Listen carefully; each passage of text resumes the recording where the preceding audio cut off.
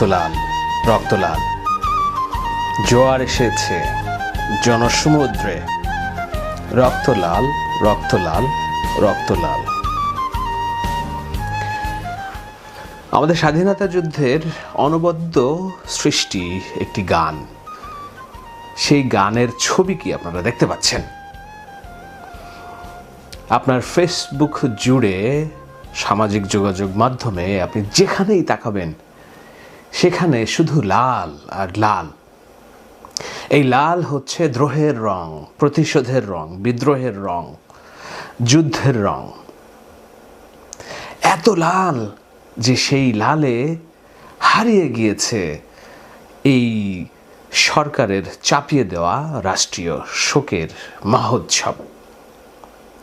আমি জানি না আপনারা কোন জায়গা থেকে কিভাবে শোকের কালো রং দেখছেন, কিন্তু আমি অন্তত এই 1000 মাইল দূরে বসে কোথাও কালো রং খুঁজে পাচ্ছি না।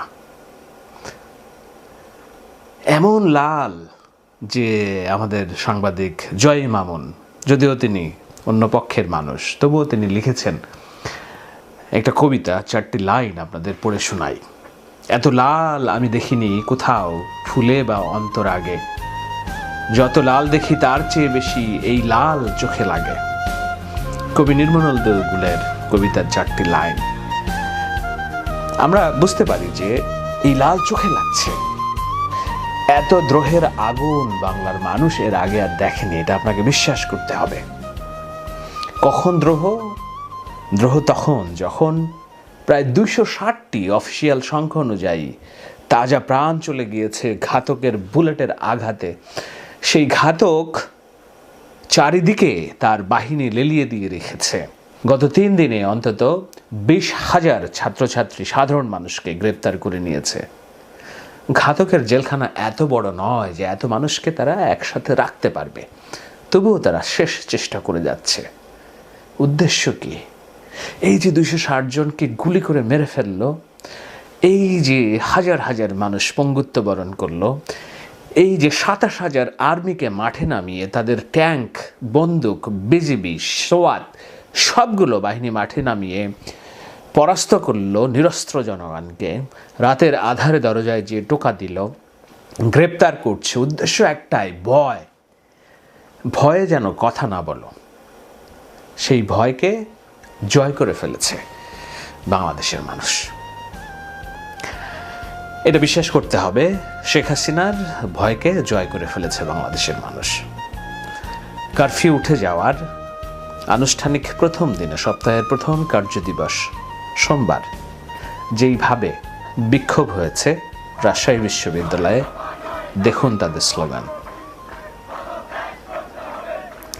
যেইভাবে নারীরা মাঠে নেমেছে চট্টগ্রামে, ছিনিয়ে এনেছে পুলিশের বন্দুকের নল থেকে তাদের সহযোদ্ধাকে।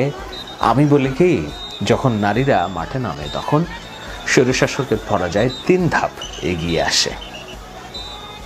আমাদের মা বোনরা যখন মাঠে নামতে শিখেছে, স্বৈরাচারের পরাজয় 3টি ধাপ এগিয়ে এসেছে।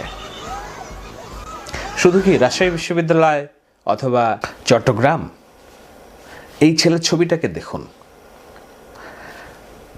260 জন মানুষকে মেরে ফেলেছে, হাজার হাজার মানুষকে গ্রেপ্তার করেছে। সপ্তাহের প্রথম কার্যদিবস, যেখানে পুলিশ, বিজিবি, র্যাব, আর্মির টহল, সেখানে তারা মিছিল করতে বেরিয়েছে। সেখান থেকে এবং মিছিল করে তাকে গ্রেপ্তার করে নিয়ে যাচ্ছে কোন পুলিশ? আপনি পুলিশটাকে দেখুন। ওই পুলিশ যে গুলি হাতে মেরে করার পর ছাত্ররা জবাব চেয়েছিল, আপনি মারলেন কেন? তিনি বলেছিলেন যে মাইরা তো ফেলাইছি, কী করবা এখন? সেই একই পুলিশ এই ছাত্রকে গ্রেপ্তার করে নিয়ে যাচ্ছে। তার হাঁটার ধরন দেখুন, যেন সে বলছে মরতে তো শিখে গিয়েছি, এখন কি করবা?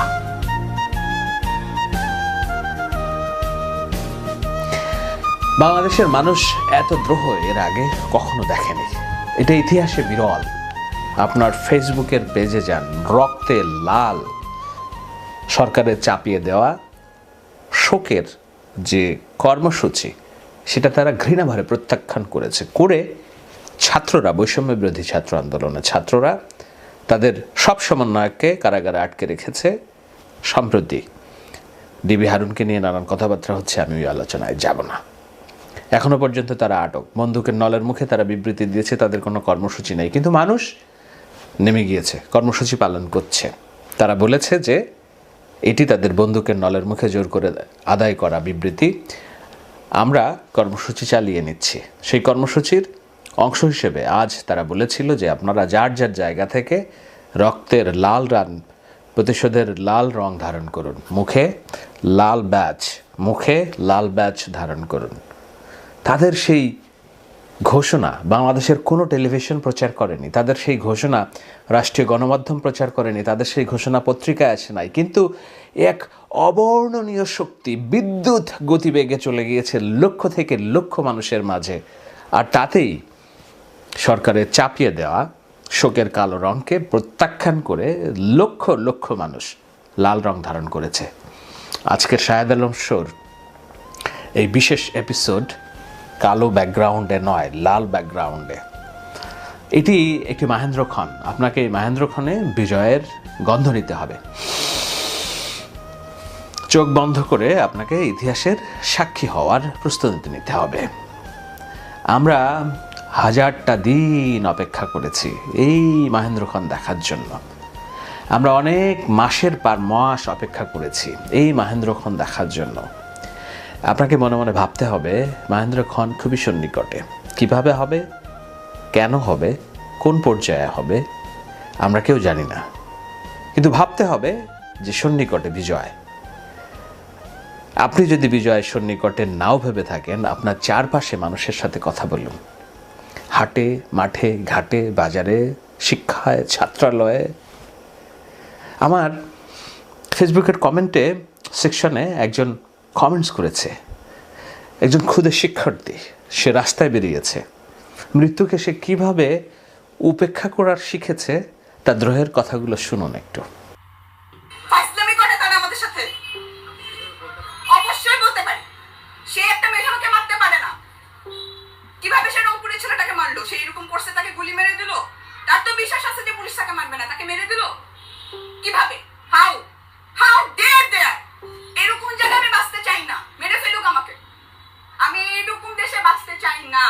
পৃথিবীর কোনো দেশে বাঙালি এখনো চাকরিও পাইতেছে না, কারণ বাংলাদেশের ভৌগোলিক আর পুরা দুনিয়ায় বাংলাদেশ এখন জানে বাংলাদেশ কেমন একটা রেড অ্যালার্ট কান্ট্রি হচ্ছে বাংলাদেশ। অবশ্যই বলতে পারি, কারণ আমার মাতৃভূমি আর আমার মাতৃভূমি নাই। 1971 সালে যারা জান দিয়ে গেছে তারা থুতু ছুটতেছে এখন, যে এই জন্য আমি আমার দেশটাকে স্বাধীন করছিলাম। জানেন কি শেখ হাসিনার গত 16 বছরের সবচেয়ে বড় পরাজয় কি? সবচেয়ে বড় পরাজয় হলো এই যে জেনারেশন জি, তাদেরকে বুঝতে না পারা। এই জেনারেশন জি, যে মেয়েটি কথা বলছে, সে যখন হাফ প্যান্ট পরতো তখন থেকেই শেখ হাসিনা ক্ষমতায়, তখন থেকে তাকে বোঝানো হয়েছে, শেখানো হয়েছে মুক্তিযুদ্ধ, বঙ্গবন্ধু। কিন্তু তারা মুক্তিযুদ্ধ, বঙ্গবন্ধুর নামে অনাচার শুনতে শুনতে বড় হয়েছে। তারা কিন্তু রাজাকার নয়, তারা দেশপ্রেমিক, তারা মুক্তিযুদ্ধের প্রেমিক, তারা মুক্তিযুদ্ধের সমাহান মর্যাদা সমুন্নত রাখতে চায়, দেখতে চায়। কিন্তু যখন দেখে মুক্তিযুদ্ধের কথা বলা দলটি চরম অগণতান্ত্রিক, স্বৈরতান্ত্রিক, এই ভোটচোর সব কিছুই তারা মেনে নিয়েছিল, কিন্তু তাদের ভাইকে যখন মেরে ফেললো তখন আর তারা কোনোভাবেই সেই আস্থার জায়গাটা ফিরে ফেল না, এবং তারা আর ফিরবে না। এই যে মুখ ঘুরিয়ে নিয়েছে শেখ হাসিনার আওয়ামী লীগ, মুক্তিযুদ্ধ এবং যে ন্যারেটিভ গত 16টি বছর ধরে তৈরি করা, সেই সব ন্যারেটিভ ভেঙে চুরে চুরমার হয়ে গিয়েছে। আর শেখ হাসিনা যে ন্যারেটিভ স্লিপস করতে চেয়েছিলেন যে আওয়ামী লীগ এর বাইরে সবই রাজাকার, এখন সবাই লাল পতাকা ধারণ করে মনে মনে ভাবছে, ইয়েস আমি রাজাকার হলেও এই দেশ আমার, এই দেশের মালিকানা আমার, এই দেশ আমি গড়ব, একটা বৈষম্যহীন বাংলাদেশ গড়ব, ন্যায়ের বাংলাদেশ গড়ব, সবার সমান অধিকার থাকবে, সবাই এই বাংলাদেশের মান সম্মান আত্মমর্যাদা নিয়ে বসবাস করবে। এই দেশে মুক্তিযুদ্ধের নাম করে কোনো অনাচারকে প্রতিষ্ঠিত হতে দেব না, এই দেশে মুক্তিযুদ্ধের নাম করে দুর্নীতি প্রতিষ্ঠিত হতে দেব না, এই দেশে মুক্তিযুদ্ধের নাম করে ছাত্রের বুকে আমরা গুলি চালাবো না। এই প্রতিশোধের আগুন সব জায়গায়, সেই আগুন ছড়িয়ে গিয়েছে সবখানেই। এজন্যই তো সবখানেই গান বাজছে দ্রোহের গান, পূর্ব দিগন্তে সূর্য উঠেছে। রক্তলাল, রক্তলাল, রক্তলাল, জোয়ার এসেছে জনসমুদ্রে, রক্তলাল, রক্তলাল, রক্তলাল। আমি এর আগের কয়েকটি আলোচনায় ধারাবাহিকভাবে বলেছি, আমার ইউটিউবের গত 10 দিনের ভিডিওগুলো ক্রমাগতভাবে যদি দেখেন, আমি প্রথম ভিডিও শিরোনাম করেছিলাম যে পরিবর্তন দৃশ্যমান, এরপরে হচ্ছে বিজয় সন্নিকটে, এরপরে আমি ক্রমাগত যেসব আলোচনা করেছি সেখানে বলার চেষ্টা করেছি 3 দিন আগে যে বাংলাদেশের এই যে মানুষের গণ অভ্যুত্থান, সেটি ইতিহাসের সবচেয়ে মহিমান্বিত এবং বৃহৎ গণ অভ্যুত্থান। বদরুদ্দীন উমর, কালের সাক্ষী রাজনীতিবিদ, তিনি গতকালকে সেটি বলেছেন যে এটি হচ্ছে সবচেয়ে বড় গণ অভ্যুত্থান। আমি আলোচনায় বলছি যে শেখ হাসিনার পরাজয় দৃশ্যমান, সেটি করতে যেয়ে কী করতে হবে, কোন কোন বিষয়গুলো একত্রিত হলে এই পরাজয়টা খুব সন্নিকটে, সেটাও বলছি। দয়া করে একটু দেখে নেবেন, শাহেদ আলম শোক নামে সার্চ দিলে আপনারা ভিডিওগুলো পাবেন, সাম্প্রতিক ভিডিওগুলো। এই সমস্ত আলোচনার মধ্যে দিয়ে আমি বারবার বলার চেষ্টা করছিলাম, বোঝানোর চেষ্টা করছিলাম যে শেখ হাসিনা একটা বাইনারি ভুলের ফাঁদে আটকা পড়েছেন, তাকে এই ভুল থেকে পিছিয়ে হটার কোনো সুযোগ নেই। তার সুযোগ সামনে একটাই, সেটা হলো আরও মানুষকে হত্যা করা, আরও মানুষকে গুলি করা। বাইনারি ভুলের ফাঁদ, যেটা বলছিলাম যে একটা ভুল করলে 1 একে 2 হয় স্বাভাবিক নিয়মে, কিন্তু বাইনারি ভুলের হিসাব হচ্ছে 1 একে 10, অর্থাৎ সে 2টা ভুল করছে, সেটার ফলাফল 10 রকম ভুল হয়ে যাচ্ছে। এই যে শোক দিবস পালন করা, শহীদের পরিবারকে ঢাকায় ডেকে নিয়ে নাটক করা, ছাত্রলীগের মেয়েদেরকে জড়িয়ে ধরে কান্নাকাটি করা, শহীদ পরিবারে প্রথম না যেয়ে কিংবা এই আহতদের না যেয়ে মেট্রো রেল বেটিবির জন্য কান্নাকাটি করা, সর্বশেষ রাষ্ট্রীয় শোক দিবস ঘোষণার নামে মশকরা করা, যেই শাসকের হাতে গুলিতে প্রাণ গেছে এতগুলো ছাত্র সেই শাসক করবে শোক দিবস পালন, এই সবগুলোই প্রত্যেকটা বারুদের মতো বিপরীত হিসেবে কাজ করছে। ঢাকা বিশ্ববিদ্যালয় বন্ধ করলেন, রক্তাক্ত হলো সমস্ত ঢাকা শহর। কারফিউ দিলেন, কারফিউ অমান্য করে মানুষ রাস্তায় জড়ো হতে শুরু করেছে। সপ্তাহের প্রথম দিন আমি ছবি দেখালাম, ভাবুন একবার আগামী 3, 4 দিন, 5 দিন পরে কি হবে। এরপরে ডিভিডিকে দিয়ে আপনি ছাত্রদের উঠিয়ে নিলেন, তাদেরকে দিয়ে জোর করে বিবৃতি দিলেন, সেটাও প্রত্যাখ্যান করে। যে আপনার কোন সমীকরণটি কাজ করছে শেখ হাসিনা, আপনি একবার হিসাব করুন।